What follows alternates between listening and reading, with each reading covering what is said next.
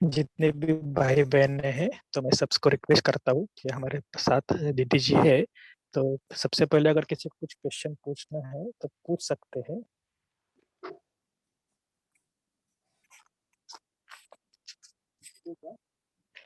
या तो आज के मुरली से आपको कुछ खास पॉइंट्स बताना है वो भी आप शेयर कर सकते हैं।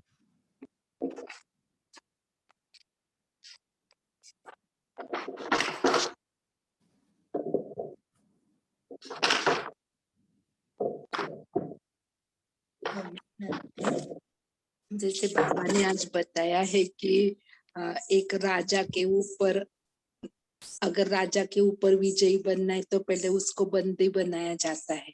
ऐसे माया भी पहले हमारे आत्मा के ऊपर ही वार करती है बंदी बनाने के लिए।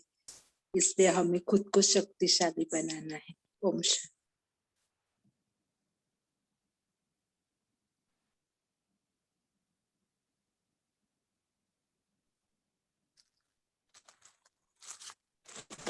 हाँ जी, दीक्षित माता जी तो पूजा बहन जी बोलिए।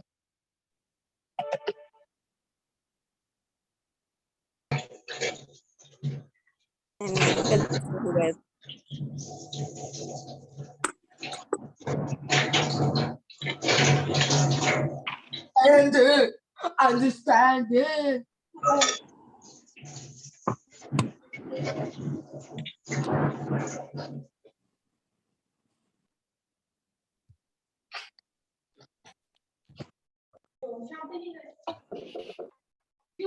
ओम शांति।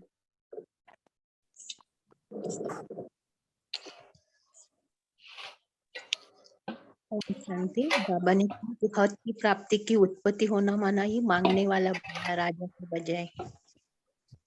ओम शांति।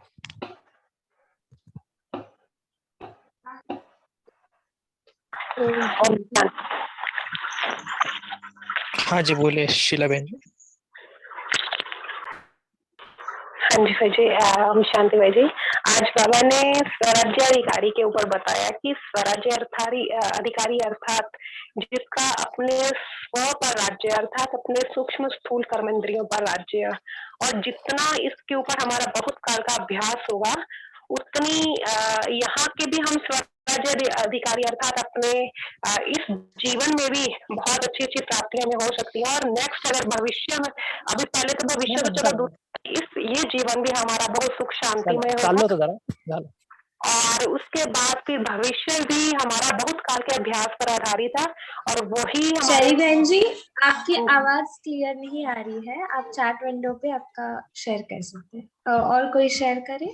हमारे साथ दीदी जी भी है, तो कोई क्वेश्चंस है तो वो भी पूछ सकते हैं और क्लैरिफाई होगा। ठीक है। ओम शांति दीदी जी, हम ये पूछना चाहते हैं कि अव्यक्त वाणी का स्टडी आप कैसे करते हैं, ताकि हमें भी कुछ डायरेक्शन मिले, उस वे से हम अच्छे तरीके से उसका स्टडी कर सकें। ओम शांति। अव्यक्त वाणी हम सभी को पता है, ये जैसे किसी एक सब्जेक्ट में मास्टरी प्राप्त करना है, और बाबा की एक एक अव्यक्त वाणी इतना पावरफुल डोज होता है। मैं तो समझती हूँ डेली एक मुरली डाइजेस्ट करना भी काफ़ी मुश्किल होता है, क्योंकि एक एक महावाक्य बहुत ही वैल्यूएबल भी होता है, बहुत डीप भी होता है। तो मैं जनरली अनुभव करती हूँ, कोई भी अव्यक्त वाणी जब हम एक बार पढ़ते हैं सेटिस्फैक्शन नहीं होता है, हमें खुशी तो बहुत मिलती है, ज्ञान के खजाने बहुत प्राप्त होते हैं अव्यक्त मुरली से। लेकिन फिर भी मैं समझती हूँ अव्यक्त मुरली को अगर रियल में धारणा तक लेकर आना है और गहराई से समझना है तो कम से कम 4 या 5 बार एक अव्यक्त वाणी को पढ़ना बहुत जरूरी है। और मैं भी कोशिश करती हूँ, मेरा जनरली ऐसे होता है कि डेली हम अव्यक्त वाणी में कभी पढ़ती हूँ तो 1 पैराग्राफ या 2 पैराग्राफ ही पढ़ती हूँ। बहुत ज्यादा पढ़ते हैं तो हमें लगता है कि हम समझ गए, लेकिन कभी कभी बहुत सी बातें बुद्धि में से निकल जाती हैं। तो भले हम 1 पैराग्राफ पढ़े, लेकिन उसके गहराई तक जाए, उसको मनन चिंतन तक लेकर आए। डेली बेसिस पे तो हम पढ़ते ही है, लेकिन जो संडे की अव्यक्त मुरली आने वाली होती है, जो रेगुलर हमें मधुबन से मिलती है, तो हम ये भी करते हैं कि मंडे से ही एक एक पैराग्राफ पढ़ना शुरू करते हैं। और फिर उसके ऊपर मनन चिंतन करना, क्योंकि एक एक पैराग्राफ को आप धीरे धीरे डाइजेस्ट करते हैं, तब एक्चुअल संडे तक वो मुरली हमें पूरी तरह डाइजेस्ट हो पाती है। तो इस तरह से मैं समझती हूँ बाबा क्या एक एक मुरली, मतलब अगर एक मुरली भी हम पूरी धारण कर ले ना, तभी हम राजा बन जाए, इतनी पावर एक एक मुरली के अंदर है। तो हम अव्यक्त मुरली में पढ़ते हैं। मुझे तो बहुत खुशी है कि आप लोगों ने ये प्रोजेक्ट हाथ में लिया है और डेली बेसिस पर आप मुरलियाँ सुन रहे हो। ये भी अपने आप में बहुत बड़ी बात है, क्योंकि आपका कोई भी अव्यक्त महावाक्य मिस नहीं होता, इसकी गारंटी हो जाती है। क्योंकि अगर रोज बाबा की मुरली हम सुनते हैं, अव्यक्त मुरली, और 1969 से 2017 तक अगर सब अव्यक्त मुरलियाँ पढ़ के हो जाए, तो बाबा की कोई भी डायरेक्शंस को हम मिस नहीं करेंगे। तो कोई भी जीवन के अंदर बातें आती है तो बाबा की मुरली के पॉइंट से उस समय हमें मदद करते हैं, और ये मेरा प्रैक्टिकल अनुभव भी है। मैं भी समझती हूँ कि मैं जब शुरू में मैंने अभ्यास करना शुरू किया था, तो उस समय मुझे अव्यक्त मुरलियाँ ही बहुत भाती थी, और स्पेशली मुझे जो वरदान आते हैं बाबा की मुरली के अंदर, मुझे तब मुझे बाद में पता पड़ा कि ये वरदान भी अव्यक्त मुरली में से ही निकाले जाते हैं। तो अव्यक्त मुरली, ये साकार मुरली का वरदान बहुत ज्यादा खींचता था मुझे, कि ये भव वो भव, और वो बनने के लिए जो बाबा डायरेक्शंस देते थे बहुत बढ़िया, मतलब पूरे मुरली में वरदान के लिए वेट करती थी। फिर धीरे धीरे जैसे स्टडी करते गए तब पता पड़ा कि ये अव्यक्त मुरली में से निकाले जाते हैं, और अव्यक्त मुरली इस प्रकार होती है। तो फिर हमें अव्यक्त मुरली की लगन भी लग जाती है। लेकिन कई बार ऐसे भी मैंने कुछ ब्राह्मणों के अंदर देखा कि अव्यक्त मुरली को इम्पोर्टेंस तो हमें जरूर देना है, क्योंकि बाबा के ये महावाक्य है, लेकिन हम कभी साकार मुरली को कम ना समझे। वास्तव में हम देखें कि अभी जो एक अव्यक्त मुरली का टाइटल है, तो इसके ऊपर बाबा ने तो पूरी मुरली चलाई है अभी, कि अगर हम वर्तमान में बाबा के राज दुलारे बनेंगे तो भविष्य में राज्य अधिकारी बनेंगे। लेकिन ये साकार मुरली का एक महावाक्य होता है सिर्फ। तो साकार मुरलियों में जितने महावाक्य है, उस हर एक महावाक्य की एक अव्यक्त मुरली बनती है। तो मतलब साकार मुरली को डाइजेस्ट करना अव्यक्त मुरली को डाइजेस्ट करने से कई ज्यादा पावरफुल अवस्था है। क्योंकि हम ब्रह्मा बाबा भी देखते हैं सिर्फ साकार मुरली से नंबर 1 बने हैं, मम्मा भी साकार मुरली से नंबर 1 बनी है। तो हम जरूर अव्यक्त मुरली को इम्पोर्टेंस दें, क्योंकि ये हमें एक एक सब्जेक्ट में डीप लेके जाती है। लेकिन हम ये भी ध्यान रखें कि हमारी साकार मुरली भी उतनी ही पावरफुल है। तो दोनों मुरलियों का हम बहुत अच्छे से स्टडी करेंगे, और मैं भी प्रैक्टिकल में अव्यक्त मुरली पर भी अटेंशन रहता है, तो साथ साथ साकार मुरली पर भी। और उसमें हम सभी एक विशेष ध्यान रखें, सिर्फ पढ़े नहीं, उसका मनन चिंतन करें। बाबा ने लास्ट में भी कुछ 2 हफ्ते पहले मुरली चलाई थी, वर्णन की अवस्था, मनन की अवस्था, और फिर है मगन की अवस्था। तो हमारा लक्ष्य है हम मगन की अवस्था तक पहुंचे। ओम शांति।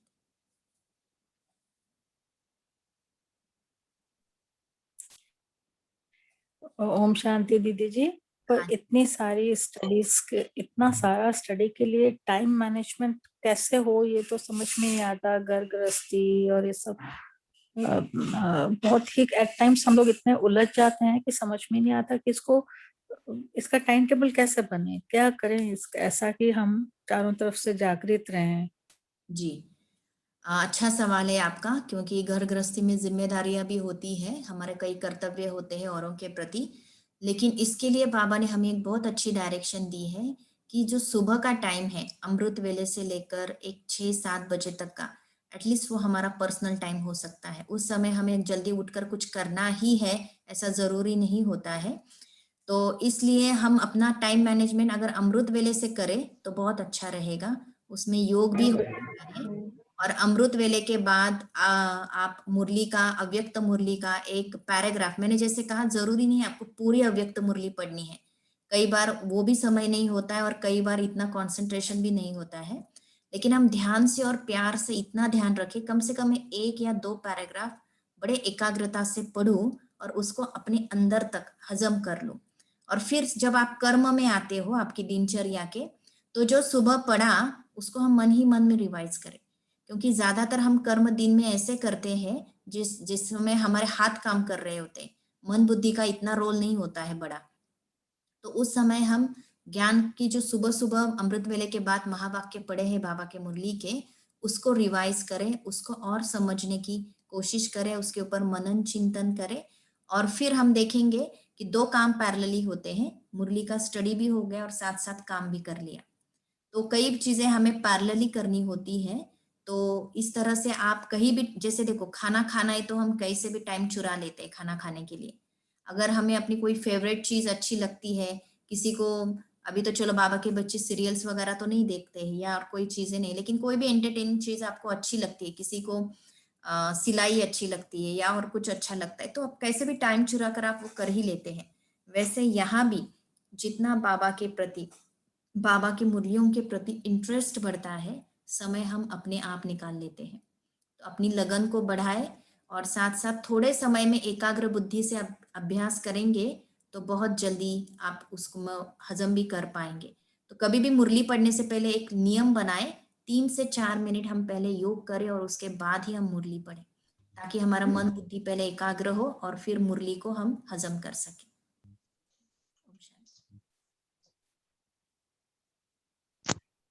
ओम शांति दीदी, थैंक्स फॉर द एनलाइटनिंग। अभी मेरे आपसे 2 क्वेश्चन हैं।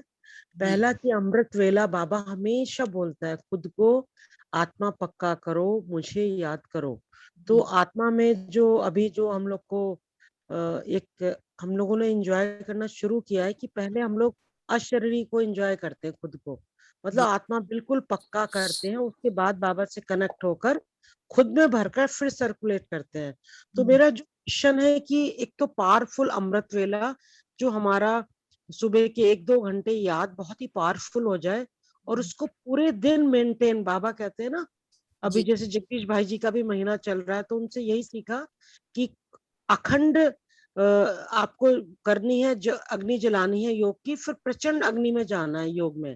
तो ये कैसे करें, इसको कांस्टेंट हमारा बना ही रहे अटूट कनेक्शन, और जो पावरफुल जो आश्चर्य अवस्था सुबह की है तो वो इतनी ज्यादा उसकी नशा हो जाए आत्मिक बल का कि पूरे दिन कुछ करना ही नहीं पड़े, आत्मा बिल्कुल डिटैच आत्मा में ही टिके रहे। तो उस पर थोड़ा सा आप लाइट डालेंगे दीदी? शुक्रिया, thank you. Okay Anshuben, thank you आपके सवाल के लिए। ये आपकी चाहना बहुत अच्छी है कि सारा दिन हमारी वो अवस्था मेंटेन रहे। तो पहले हम ये समझते हैं कि अमृत वेले अवस्था कैसे पावरफुल हो। इसके लिए हमारी दिनचर्या भी बहुत मैटर करती है कि हमारे पहले दिन वाली दिनचर्या कैसी है। तो दिनचर्या के आधार पर भी हमारा अमृत वेला डिपेंडेंट होता है। तो हम अपनी दिनचर्या को बहुत कोशिश करें कि जो बाबा ने हमें एक ब्राह्मणों की दिनचर्या दी है उस प्रमाण हम चले। तो जितना हम बाबा की दी हुई दिनचर्या पर चलते हैं तो आत्मा में अपने आप बल भरना शुरू हो जाता है। वो एक श्रीमत के पालन का रिटर्न होता है कि आत्मा शक्तिशाली अनुभव करती है। और फिर रात को सोते समय जैसे हम सभी ने सुना होगा कि सोने से 10 मिनट पहले और उठने के 10 मिनट बाद ये जो टाइम होता है ये हम लोगों के लिए बहुत ही शक्तिशाली समय होता है, क्योंकि इस समय हमारा सबकॉन्शियस माइंड जागृत हो जाता है। सोने से 10 मिनट पहले, उठने के 10 मिनट तुरंत बाद, तब स्विचिंग हो रही होती है। कॉन्शियस माइंड, रात को कॉन्शियस माइंड साइलेंट हो जाता है, सबकॉन्शियस माइंड जागृत हो जाता है, और सुबह सबकॉन्शियस माइंड साइलेंट हो जाता है, कॉन्शियस माइंड जागृत होता है। तो इस स्विचिंग पीरियड के बीच में जितने अच्छे से अच्छे संकल्प हम करते हैं उसका इम्पैक्ट हमारे मन बुद्धि पर होता है।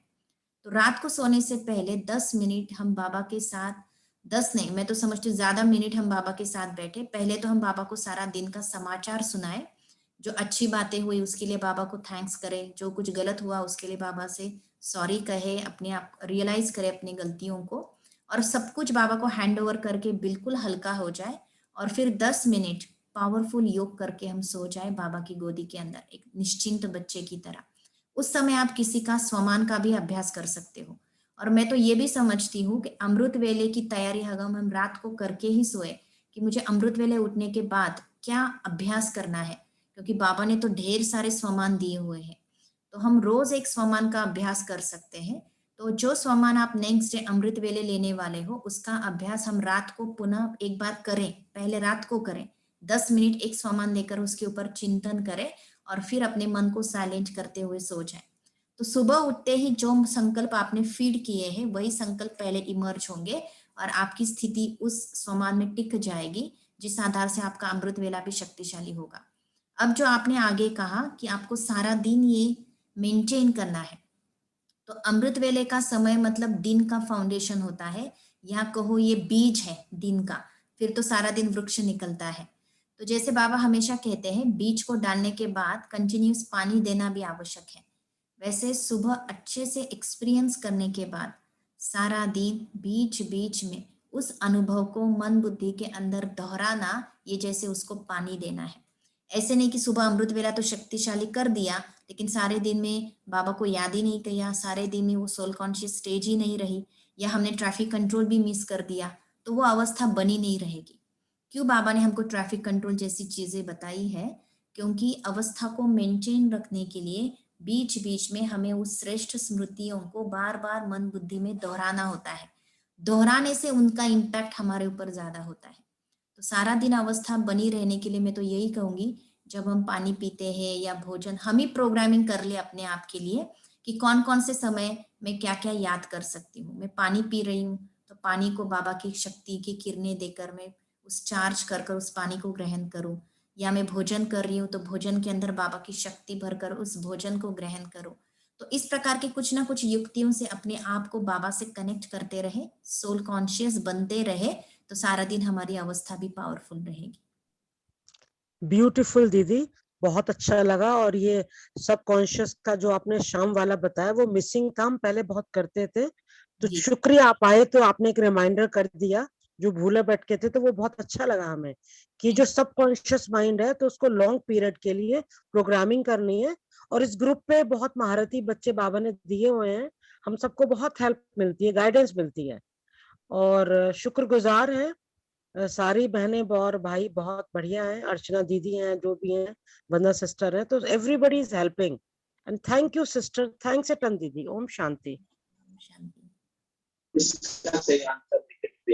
विशाखा मनचंदा जी ने ओम शांति।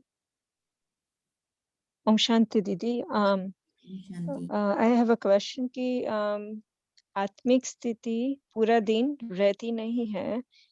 ऐसे बोलते हैं कि मैं आत्मा हूँ, बट लाइक ये एक जैसा रटन हो गया है कि ऐसे रहता नहीं है पूरा दिन, तो क्या उपाय है उसका?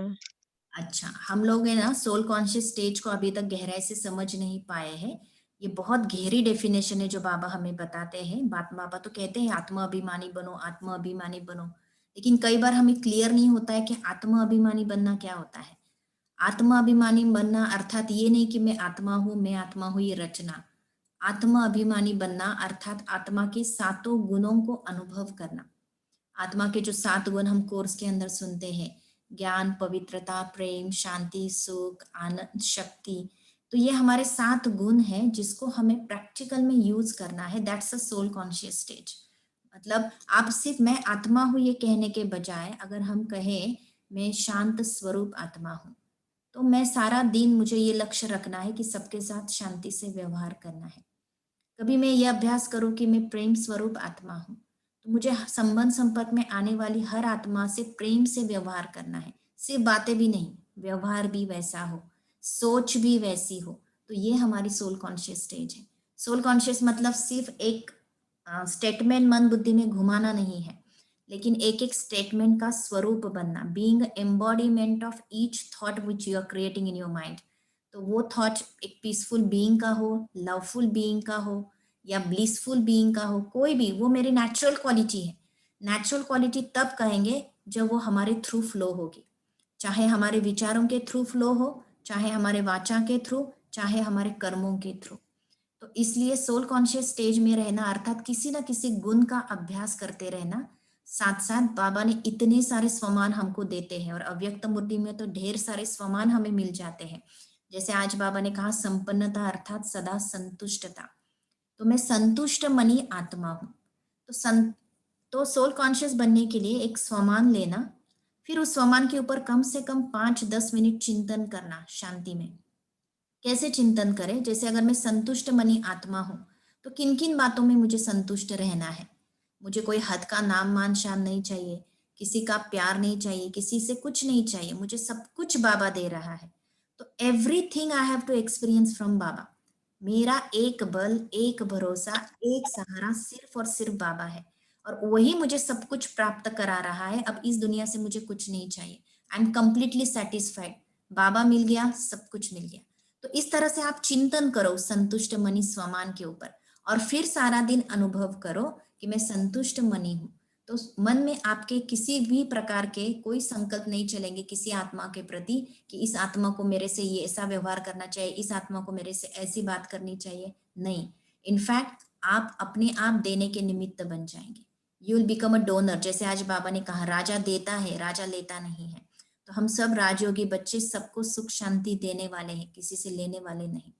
तो इस प्रकार से सोल कॉन्शियस स्टेज अर्थात आत्मा के स्वरूप को अनुभव करना, आत्मा के सातों क्वालिटीज को अनुभव करना, साथ साथ बाबा से जो स्वमान मिलते हैं उनको प्रैक्टिकल लाइफ में अनुभव करना, यह है सोल कॉन्शियस स्टेज। ओम शांति। Thank you very much. Thank you. Hope it is clear to you. Yes, Didi. Okay, thank you. Very clear. और किसी को कुछ पूछना है? हाँ जी बोलिए। दीदी 2 मुरली पहले बाबा ने कहा था कि मन बुद्धि का टाइम टेबल बनाना है, तो जरा उसके ऊपर क्लियर करेंगे प्लीज, जरा एग्जांपल कुछ देकर। बाबा हमेशा मुरलियों में कहते हैं दिनचर्या तो आप बना लेते हो लेकिन मनचर्या नहीं बनाते हो।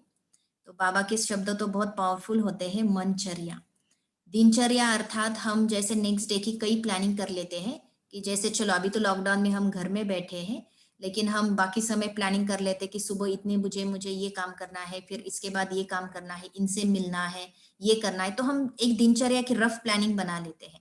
लेकिन बाबा कहते हैं आत्मिक उन्नति के लिए दिनचर्या के साथ मनचर्या की प्लानिंग करो, अर्थात मन बुद्धि को एंगेज रखने की भी प्लानिंग करो।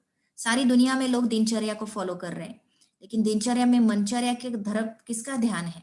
मन क्या सोच रहा है, कैसे सोच रहा है, किस इमोशन से गुजर रहा है।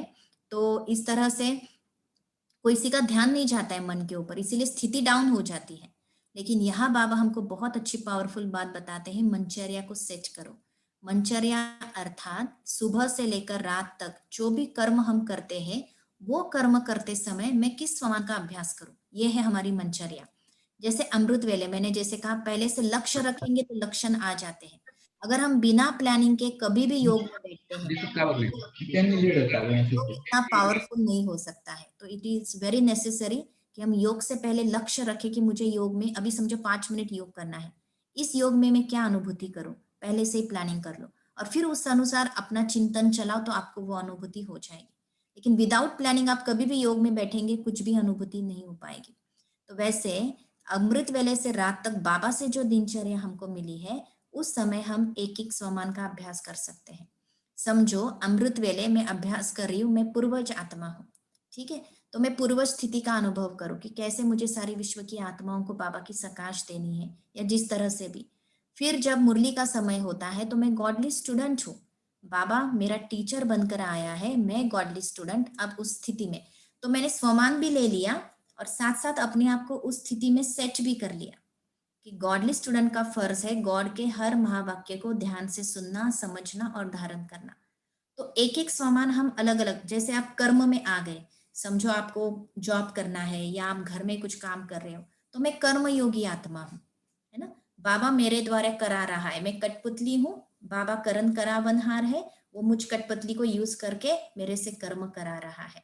तो मतलब आप काम तो कर रहे हो जो रूटीन में कर रहे हो, लेकिन आपने मन बुद्धि को प्रोग्रामिंग दी है कि ये करते समय कि मैं स्मृति में ये रखूं कि बाबा मेरे से करवा रहा है। तो इसको कहते हैं मन बुद्धि की प्रोग्रामिंग। तो सारे दिन में आप लिस्ट निकालो कौन कौन से कर्म में रिपीटिवली करती हूँ और उस रिपीटिव कर्म के समय कौन सा स्वमान का अभ्यास करना है उसके आगे लिख दो। तो आप बस याद करना है कि ये कर्म करने जाना है तो अब मुझे कौन से स्वमान का अभ्यास करना है। तो क्या होगा, दिनचर्या की रूटीन भी चलती रहे, साथ साथ मनचर्या की रूटीन सेट होने के कारण हमारी डबल कमाई होगी, आत्मा की भी कमाई होती रहेगी। ओम शांति। ओम शांति दीदी। हाँ जी, हमारा प्रश्न है मनसा सेवा के बारे में। बाबा तो बोले हैं कि मनसा सेवा बढ़ाओ अभी वर्तमान समय में और अभी आने वाला समय में। तो हम तो कर रहे हैं दीदी, संगठन में योग में भी कर रहे हैं और हम पर्सनली भी करते हैं। तो करते हैं तो कैसा करना, हमारा स्थिति कैसा रहना है दीदी, एक क्वेश्चन। और दूसरा हम मनसा सेवा जब करते हैं तो सबको टच होता कि नहीं, तो कैसा अनुभव करें, इसके बारे में थोड़ा एनलाइट करेंगे आप? ओम शांति। मनसा सेवा एक बहुत डीप और गहरा विषय है। मनसा सेवा के लिए बाबा की डायरेक्शंस मुरलियों में हमेशा आती है कि मनसा करते समय, मनसा सेवा करने के लिए पहले अपनी मन की सेवा करो। जब तक हम अपने मन की सेवा नहीं करते तब तक हम मनसा सेवा नहीं कर सकते। इसका बहुत सिंपल मीनिंग है, पहले अपने मन को शांत और शक्तिशाली बनाओ। वही शांत और शक्तिशाली मन दूसरों की सेवा कर सकता है, बाबा से भी शक्तियां लेकर औरों को दे सकता है। इसलिए ध्यान रखना है कि मनसा सेवा करते समय पहले हम अपने मन को बाबा के योग से शक्तिशाली बनाएं। तो किसी और, इसीलिए हमारे देखो मनसा सेवा की सबसे पहली स्टेप यही होती है कि हम सोल कॉन्शियस बने, बाबा को याद करें, बाबा के साथ कनेक्ट हो जाए, अनुभव करें कि बाबा की शक्तियां मेरे अंदर भरती जा रही है, खुद उन शक्तियों का अनुभवी बने और फिर मेरे से फ्लो होते होते वो शक्तियां विश्व की आत्माओं की तरफ जा रही हैं। तो ये इसलिए पहली स्टेप मनसा सेवा के लिए अपने मन को योग से बहुत शक्तिशाली बनाना, शांत बनाना, पावरफुल, जिस तरह से बाबा देखना चाहता है कि हमारा मन ऐसा हो, निर्विकल्प हो, है ना। तो इस प्रकार से अपनी मन की अवस्था को सेट करने के बाद हमें एक्चुअली मनसा सेवा करने की भी जरूरत नहीं है, क्योंकि ये शक्तिशाली मन अपने आप शक्तिशाली वाइब्रेशंस को फैलाता है जो विश्व की सेवा करता है।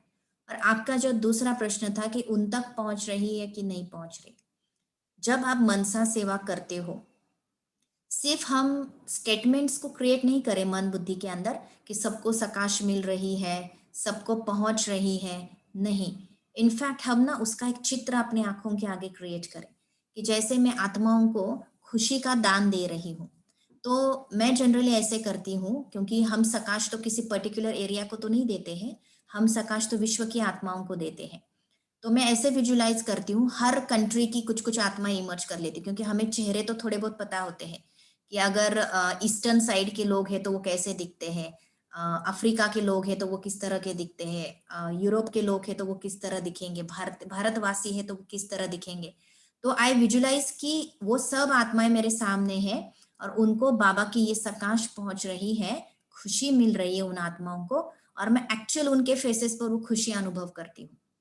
तो जितना हम अपने विजुलाइजेशन में उस चीज को अनुभव करते हैं, तो ये प्रैक्टिकल प्रमाण है कि उन आत्माओं तक वो सकाश पहुंच रही है। तो सबसे पहले हमें खुशी की अनुभूति होनी चाहिए। मैं कह रही हूँ कि सबको खुशी मिल रही है, सब खुश हो रहे हैं, तब हम अपने माइंड स्टेट को चेक करें, क्या मैं अंदर से खुश हूँ? अगर मेरे अंदर वो फीलिंग्स नहीं है खुशी की, तो मेरे से मनसा दान ऊपर ऊपर से तो मैं कहूंगी सारे विश्व को मिल रहा है, लेकिन नहीं मिल पाएगा, क्योंकि वो वाइब्रेशन से क्रिएट नहीं हो गया अंदर। तो सबसे पहले जिस चीज का दान हम कर रहे हैं, खुद को उस चीज से भरपूर करें।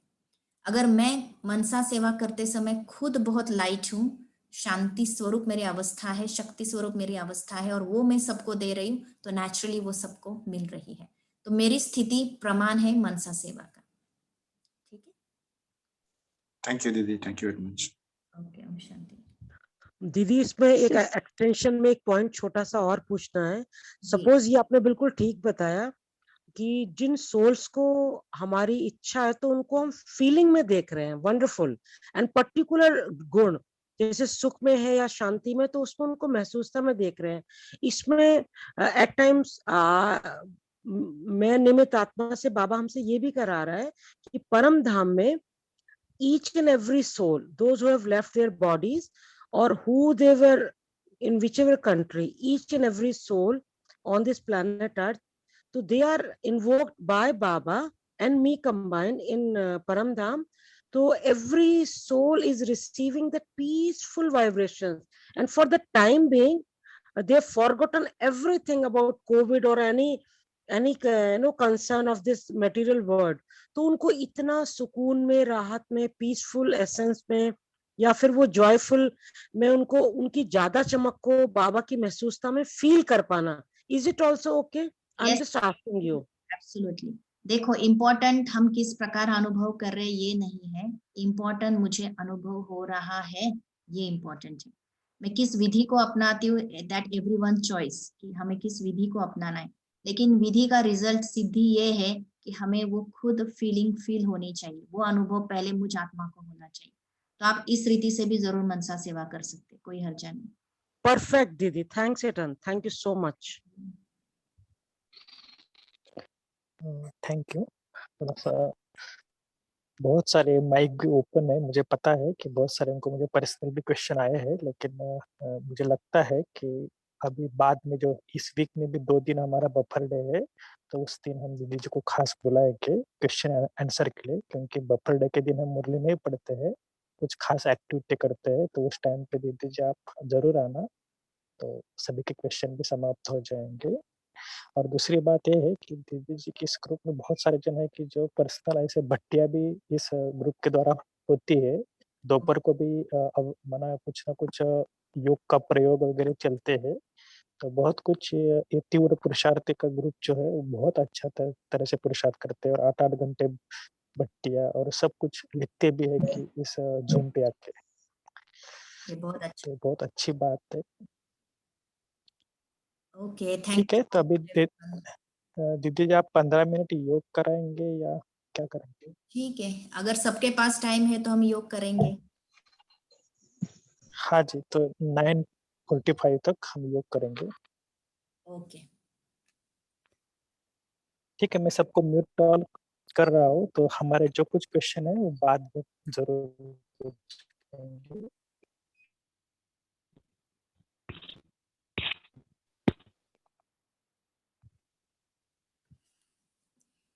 ओम शांति।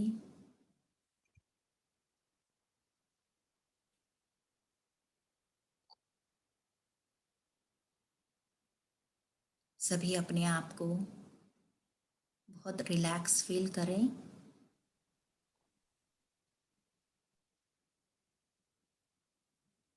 साथ साथ अलर्ट हो जाएं। शरीर रिलैक्स है लेकिन मन बुद्धि अलर्ट।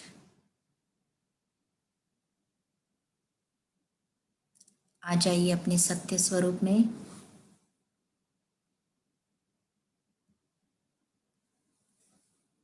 देखिए अपने आप को मस्तक मध्य में चमकते हुए सितारे को। मैं आत्मा एक दिव्य सितारा हूँ, बहुत तेजस्वी हूँ।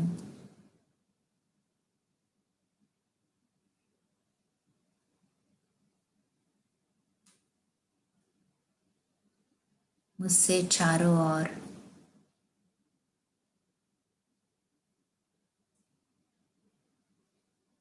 बहुत सुंदर वाइब्रेशंस फैल रहे हैं।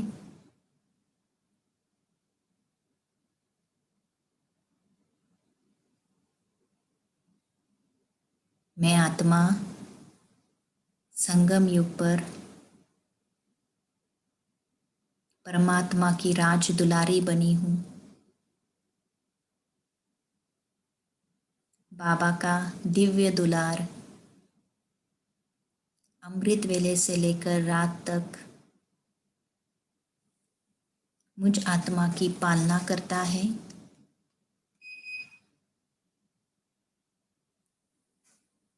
बाबा प्रेम का सागर है।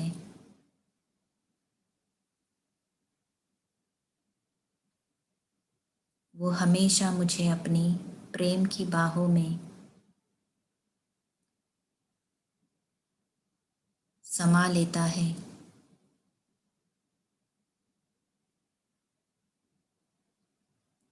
उसका ये प्यार, उसका ये दुलार सारे कल्प में इसी समय मुझ आत्मा को प्राप्त होता है।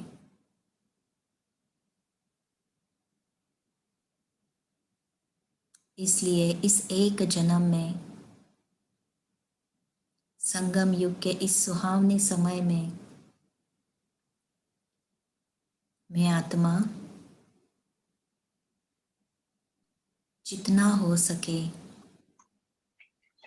बाबा के संग में रह रही हूँ।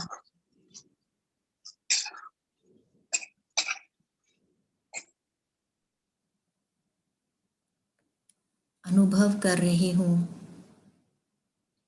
बाबा निरंतर मुझे अपना साथ दे रहा है।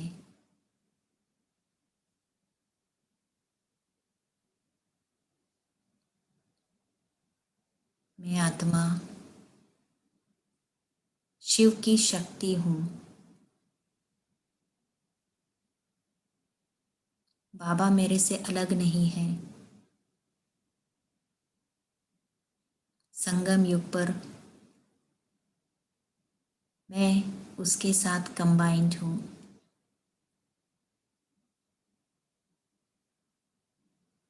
मैंने अपना सारा जीवन, अपना तन मन धन, समय श्वास संकल्प सब कुछ बाबा को अर्पित कर दिया है। अब मेरा कुछ भी नहीं। मुझे चलाने वाला मेरा शिव बाबा है।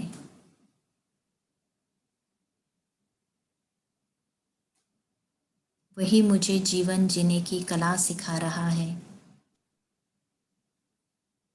कर्मेंद्रियों पर राज्य करना सिखा रहा है।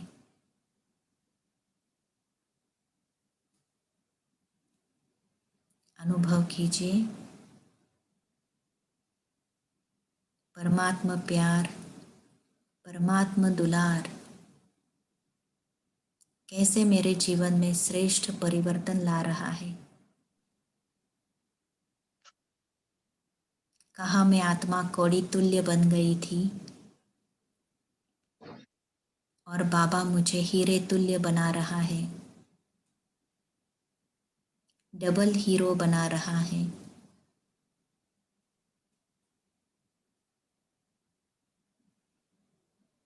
चलिए ऐसे बाबा से हम पुनः एक बार मिलन का अनुभव करें।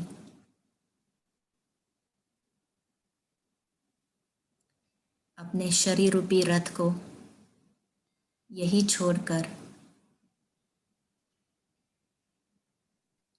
मैं आत्मा अपने मन बुद्धि के आधार से ले चलती हूँ अपने आप को परम धाम में। धीरे धीरे मैं आत्मा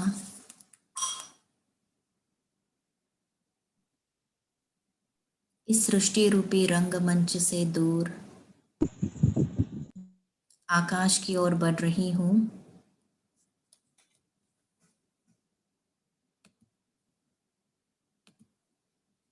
और आकाश को भी क्रॉस कर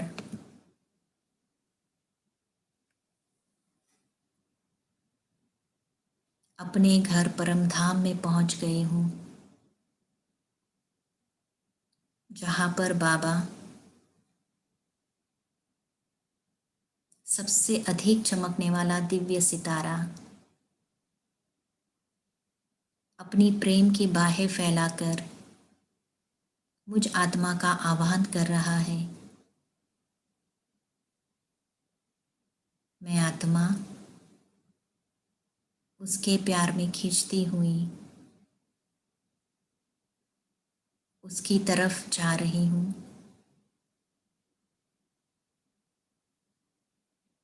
और धीरे धीरे बाबा की प्रेम के किरणों में समाती जा रही हूँ।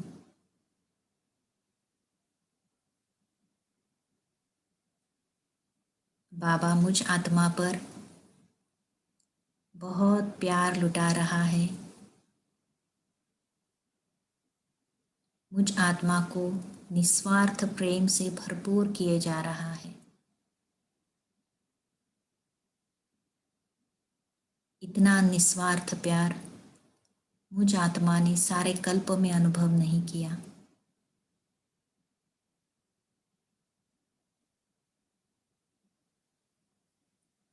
बाबा का प्यार अनकंडीशनल है, अखंड है, निरंतर है और उसका प्यार ही मुझे शक्तिशाली बना रहा है। बाबा से ये सारी प्रेम की किरणें अपने अंदर समाकर मैं आत्मा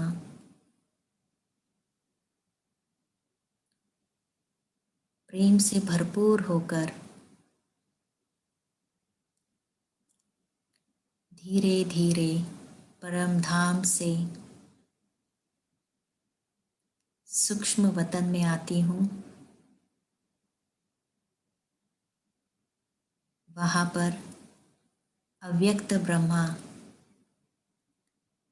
मेरे लिए एक सुंदर फरिश्ते की ड्रेस लेकर खड़ा है। जैसे ही मैं उनके सन्मुख पहुँचती हूँ, ब्रह्मा बाबा मुझे वो फरिश्ते की चमकीली ड्रेस पहना रहे हैं। बहुत सुंदर ड्रेस है ये। अब मैं आत्मा प्रेम का फरिश्ता बन चुकी हूँ। ब्रह्मा बाबा भी दृष्टि द्वारा बहुत स्नेह की किरणें मुझ में भर रहे हैं।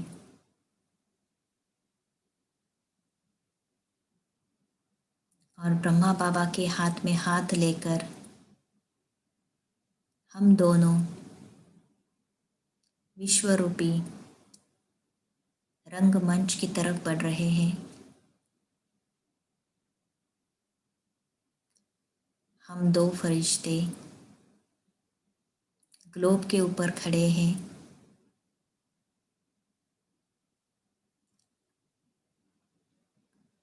देख रहे हैं विश्व की सारी आत्माएं निस्वार्थ प्रेम के लिए तरस रही है।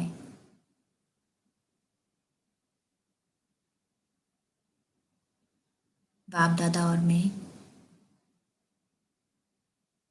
विश्व भ्रमण करते करते विश्व की सभी आत्माओं को निस्वार्थ प्रेम की किरणों द्वारा भरपूर कर रही हूँ। अनुभव कीजिए, विश्व के सभी आत्माओं को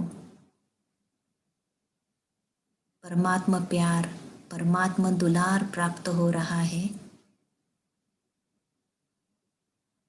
और उनके जीवन में जो प्रेम की कमी थी वो भरती जा रही है।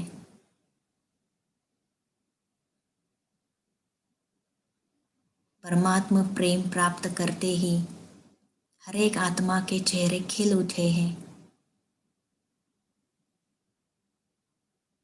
उनको ऐसे महसूस हो रहा है कि जैसे जो पाना था वो मुझे मिल गया। मैं आत्मा अनुभव कर रही हूँ कि विश्व की सारी आत्माएं परमात्मा दुलार के पात्र हो रही है।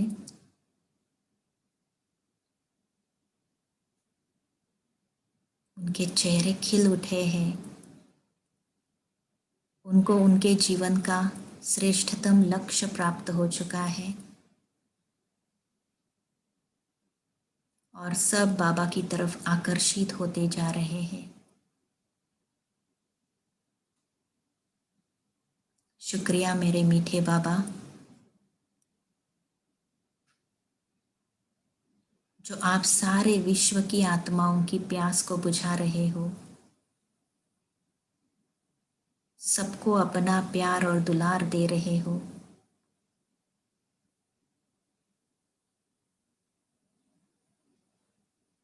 शुक्रिया बाबा, शुक्रिया। ओम शांति शांति शांति।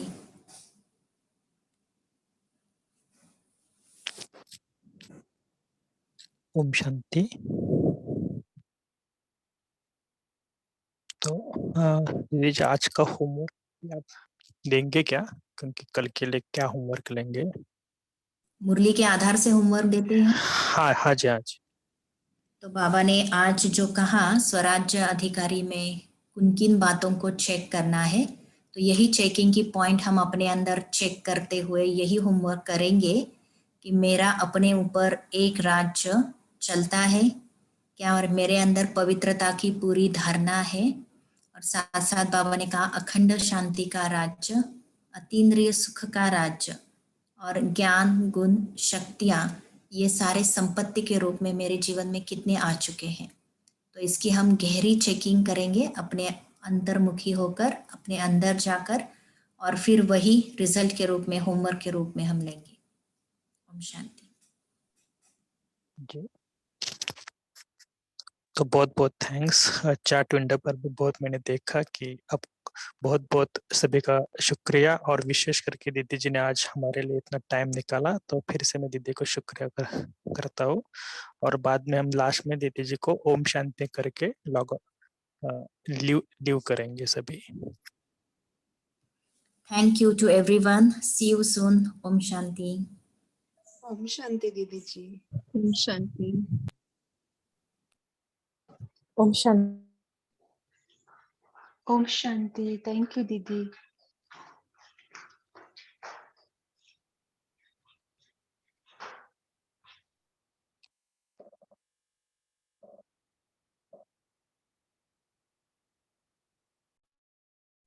ओम शांति दीदी।